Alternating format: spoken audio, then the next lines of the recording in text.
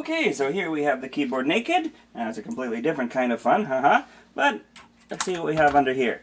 What we have are the complicated Alps switches. They are quite tightly put in to this plastic surface.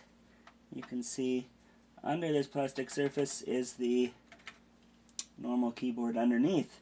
It does have some screw holes going down and some plastic molding to hold this top facade on.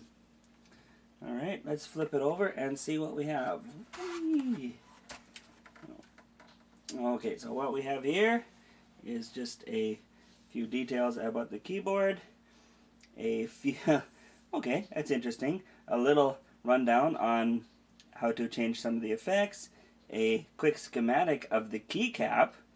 I've not actually seen that on the back of a keyboard before. That's a new one for me. Of course, the name, the brand is iRocks. It is the K76M RGB Limited Mechanical Keyboard. It doesn't have the Fun designation on there, but it is a Fun. It says it needs 400 milliamps to run, and pretty much else you see in there is self-explanatory. You see it's got two little rubber nubs to stop sliding. Actually, sorry, my bad. It has 4 of these rubber nubs to stop sliding on a flat keyboard, and it's got 2 of these fairly simple stand-ups to give you a bit of an angle. Speaking of angle, the keys themselves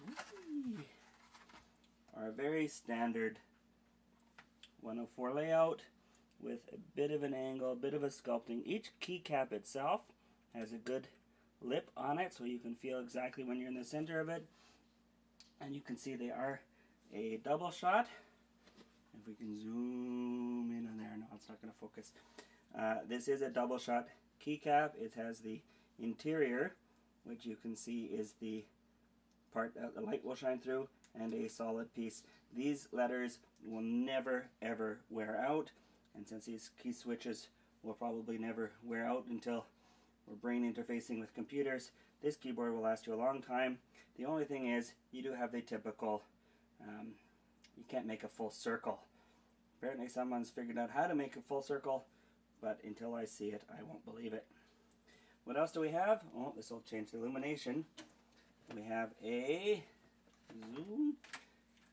gold-plated USB. Again, gold-plated doesn't do anything to make it faster or better. It does stop any corrosion, so if you're in a humid area, gold is the way to go, but not really a huge deal. We have a nice long USB cable made out of plastic.